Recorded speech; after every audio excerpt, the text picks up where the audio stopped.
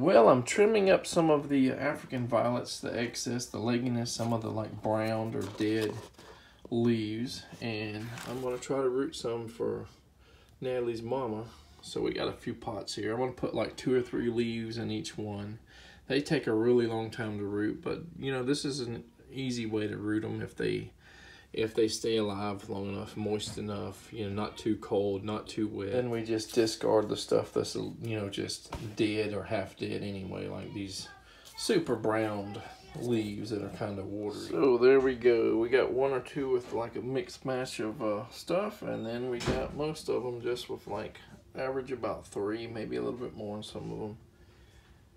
Well, this morning I brought in our little avocado seedlings here. That one's not doing the best in the world because it got smashed in the house and I had to repot it. Hopefully it'll recover.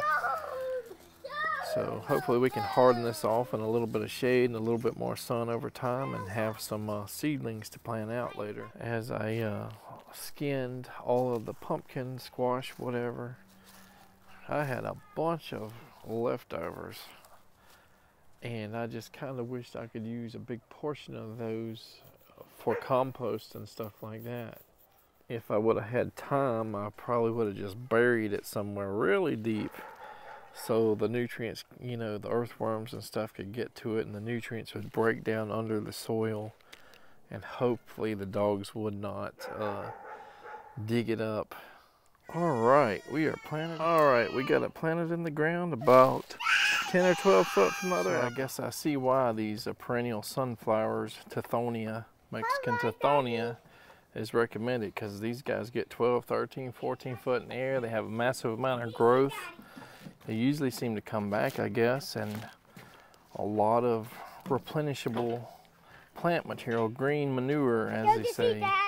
So we got some of our asparagus seedlings coming back a little bit. I think this was Mary Washington, and I actually bought, I think, 2 more packs to try to sprout.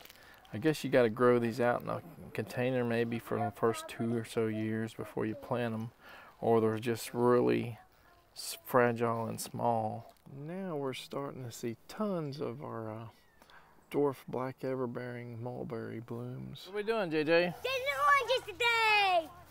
Getting oranges? We don't have many left. But we can still get some, and they're so yummy to eat, and they got orange juice in it, and we're gonna have some today. There's only 2 on this red navel here. How are y'all gonna get them? All right, don't kill the tree. Actually, let me use that. All right. Pull it down. Go! Whee, there it is. Now, There's the blood oranges. 1, 2, there's at least 5, 6 on it. There's a really big one up there. That's the biggest one I've seen off of this tree before. Watch out, watch out. I don't want this fork to get you. All right, so we got, what, 3, 4 blood oranges, 2 navel oranges, and 2 grapefruit. Check out how bloody these insides are on this blood orange. Just barely took the peel off. This is the most like red, crimson, bloody these guys have ever been in the years I've been growing them. How is that blood orange? it's good. Is it sweet, sour, or what? Sweet. Natalie just said, "Oh my God," after tasting it. Is it? Oh my Is that God, better? good.